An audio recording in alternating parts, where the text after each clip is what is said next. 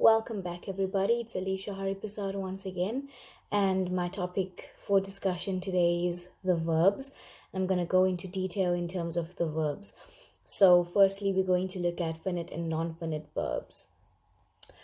So, the finite verb is basically the main verb in a sentence, and every sentence must have a finite verb. So, an example of that could be I eat my lunch, and eat would be the finite verb.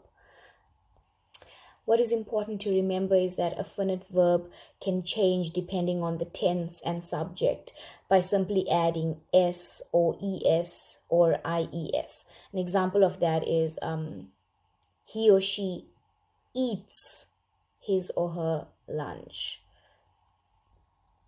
And finite verbs can stand on their own without an auxiliary or helping verb, right? And a finite verb must have a subject, which can be singular or plural, and a tense. And then looking at non-finite verbs. So basically, a non-finite verb has the word to, as in to, in front of it. For example, to eat or to go. And a non-finite verb does not change in a sentence regardless of the subject. Subject meaning like I, you, he, she, it, we, or they. An example of this could be I want to go to New York. So to go would be now the non-finite verb. Moving on to auxiliary verbs. In some sentences, you will find only one verb. In others, you will find auxiliary or helping verbs, and this is used before the main verb, so it shows the tense. So, for example, she is working hard.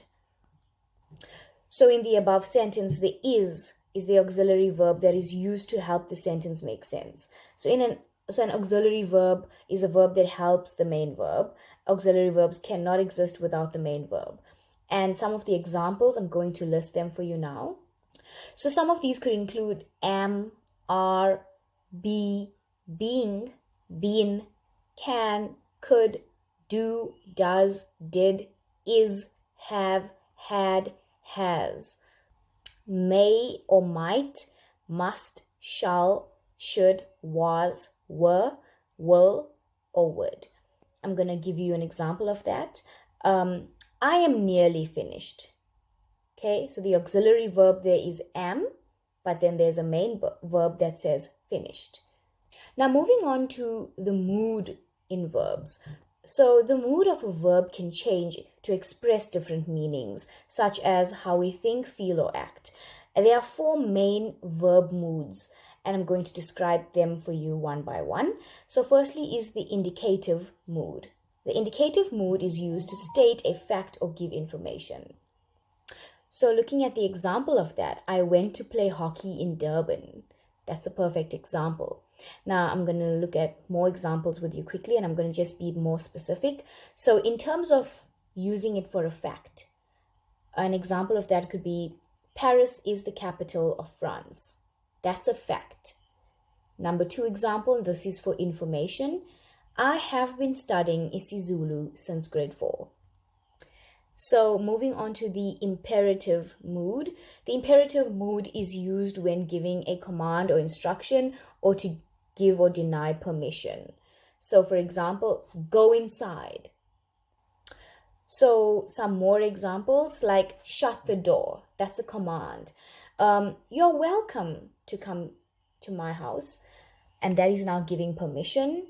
Or you can say, no, that is not allowed. And that is to deny permission. Then looking at the interrogative mood. This is used to ask questions or to find out information. For example, where did she learn Spanish? And then lastly, we have the subjunctive mood. And this mood is used to express doubt, a suggestion, a demand, or a wish.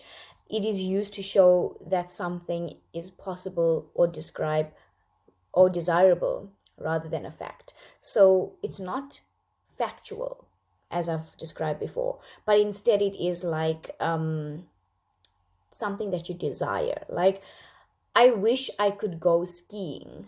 That's an example of it. Now, you could use this mood in terms of doubt, suggestion, demand, or wish.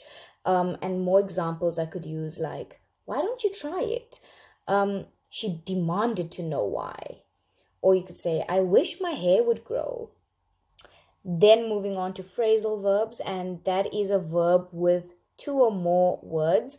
It usually consists of a verb plus an adverb or verb plus a preposition. For example, break up, or you can say to break in, or you could say to break down. Those are simple examples there. You could say I wake up at 7:30 in the morning. Or you could say my cousin and I don't get along, and then get along is highlighted there. Then I'm moving on to the gerund. So a gerund is a verb which ends in ing.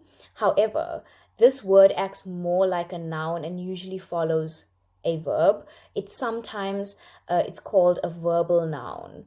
So for example, I like to run, and then you could convert that to I like running.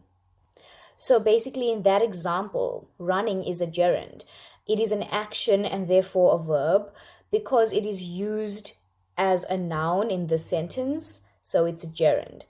So remember, not every word ending with ing is a gerund. Don't get that confused. A gerund can be used as the subject or object of a sentence. So another example here, swimming is great exercise, and swimming there is the main highlight. And then finally, participles. So a participle is used as a verb to state the tense or mood in a phrase or sentence. A participle can also be used as an adjective. So participles are formed by combining an auxiliary verb with a finite verb plus ing or ed at the end, depending on the tense. So an example of that could be, he is sleeping. And in that example, we can see that it helps us to create the present continuous tense there. Then I'm going to use another example. The rising sun was shining brightly. So now in that example, the participle is used as an adjective. So participles can be found in the present or past tense. And you can see that they differentiate. They're not exactly the same. And like I said before, when you're looking at words with ing, don't be tricked. Just make sure that you read the full sentence in order to gain context of which it needs to be classified under.